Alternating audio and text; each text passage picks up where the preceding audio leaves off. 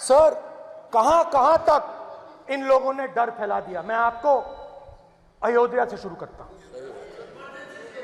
Sir नमस्कार।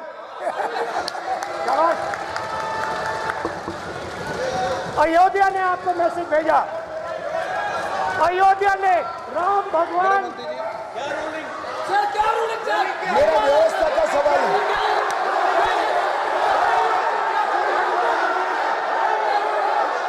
इस सदन के नियमों की पुस्तिका, इससे कुछ सदस्यों को क्या मुक्ति दे दी गई है?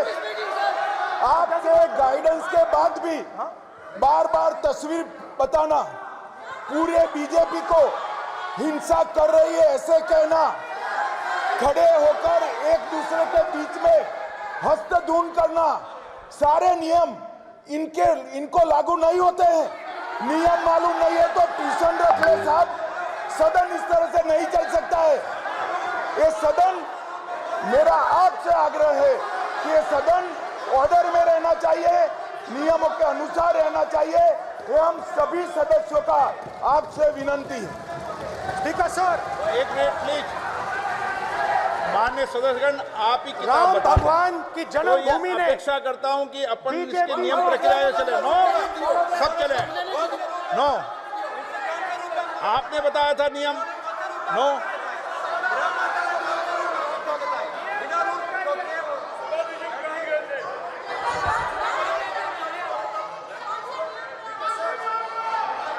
माइक दीजिए सर। हाँ सर, मेरा सवाल है सर, इस माइक का कंट्रोलर किसके हाथ में? प्लीज बैठिए, बैठिए सर ये ऑफ होता है, प्लीज। बीच माने में ऑफ हो बैठिए जाता है। प्लीज।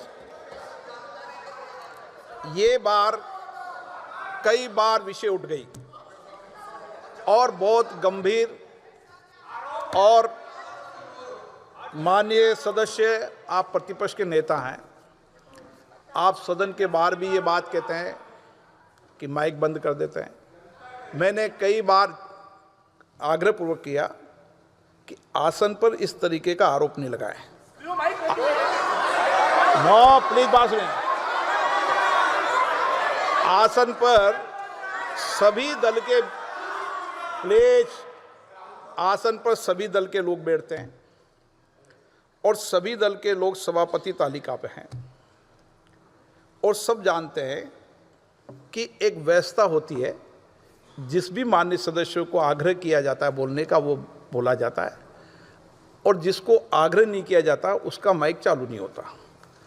आप बोलने के लिए खड़े, आपका माइक कभी बंद नहीं हुआ, कभी बंद नहीं हुआ। आप अगर आसन में जो भी विराज रहे हैं वो अगर आपका नाम नहीं पुकारते हैं तब माइक चालू नहीं होता। ये व्यवस्था हमेशा इस सदन की रही है, पुराने में भी और नए में भी। कभी आसन पे व्यक्ति पर माइक का कंट्रोल नहीं होता। दूसरा, माननीय प्रतिपक्ष के आप नेता हैं और आपसे ये अपेक्षा की जाती है कि आप लोकसभा की प्रक्रिया का, संचार नियम का पालन करें, संविधान की जो व्यवस्थाएं दे रखी है उसकी पालन करें, और सदन में बोलते समय किसी भी धर्म को के ऊपर ऐसा आक्षेप नहीं करें जिससे पूरे देश के अंदर विषय पैदा हो। ये आपसे अपेक्षा की जाती है। सर मैं बिल्कुल आपकी रिस्पेक्ट करता हूं स्पीकर सर, मगर मेरे भाषण के बीच में सच्चाई ये है कि माइक ऑफ हो जाता है। मैं क्या करूं, हो जाता है वो। अब आपने देखा मैंने अयोध्या शब्द यूज किया और माइक ऑफ हो गया। नो,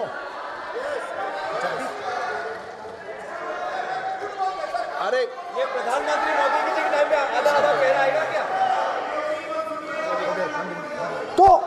तो अयोध्या ने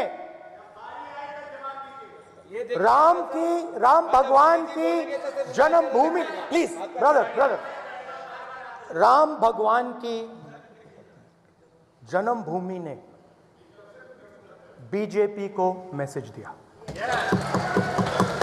और ये आपके सामने मैसेज बैठे हुए हैं।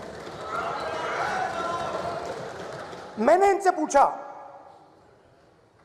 कल कॉफी पी, इनसे मैंने पूछा बताइए, मैंने पूछा कि बताइए ये हुआ क्या।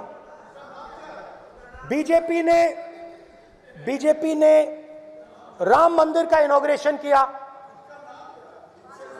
बोलने दीजिए, राम मंदिर का इनॉग्रेशन किया। अरे भाई आप हार गए, उसको तो शर्म करिए। नाम बोलने की कोई जरूरत नहीं है, मैं भाषण दे रहा हूं, आप नहीं दे रहे हो। मुझे बोलना है जो बोलना है, मुझे नाम लेने की कोई जरूरत नहीं, मुझे जो बोलना है मैं बोलूंगा। तो अयोध्या ने मैसेज दिया और मैंने इनसे पूछा कि हुआ क्या, और इनका जवाब आया। मैंने उनसे पूछा कि आपको कब पता लगा कि आप अयोध्या में जीत रहे हो, और आपने कहा पहले दिन से मुझे पता था। सही बात। और मैंने कहा ये क्या हुआ, उन्होंने कहा राहुल जी अयोध्या में एयरपोर्ट बना, अयोध्या की जनता से जमीन छीनी गई और आज तक उन्हें मुआवजा नहीं मिला है। उन्होंने कहा, सही बात, उन्होंने कहा कि अयोध्या में जो भी छोटे छोटे दुकानदार थे, जो भी छोटी छोटी बिल्डिंग्स थी, उन सारों को तोड़कर गिरा दिया गया और उन लोगों को सड़क पर कर दिया गया। इन्होंने यह भी कहा कि अयोध्या के इनॉग्रेशन में अयोध्या की जनता को बहुत दुख हुआ, क्योंकि इनॉग्रेशन में अदानी जी थे, अंबानी जी थे, मगर अयोध्या का कोई नहीं था। और ये कारण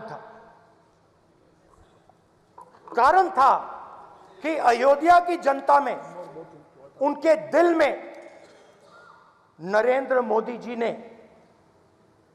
भय डाल दिया। उनकी जमीन ले ली, उनके घर गिरा दिए, और फिर अयोध्या के गरीब लोगों को, किसानों को, मजदूरों को मंदिर के इनॉग्रेशन तक नहीं जाने दिया। मंदिर के इनॉग्रेशन छोड़ो, उसके बाहर भी नहीं जाने दिया। और इसीलिए अयोध्या की जनता ने सही मैसेज भेजा। अच्छा, इन्होंने मुझे एक और बात बोली, 3 बार इन्होंने कहा कि 3 बार नरेंद्र मोदी ने टेस्ट किया, 2 बार क्या मैं अयोध्या से लड़ जाऊं, और सर्वेयर्स ने कहा अयोध्या में मत लड़ जाना, अयोध्या में मत लड़ जाना, अयोध्या की जनता हरा देगी। और इसीलिए प्रधानमंत्री वाराणसी गए और वहां बच के निकले।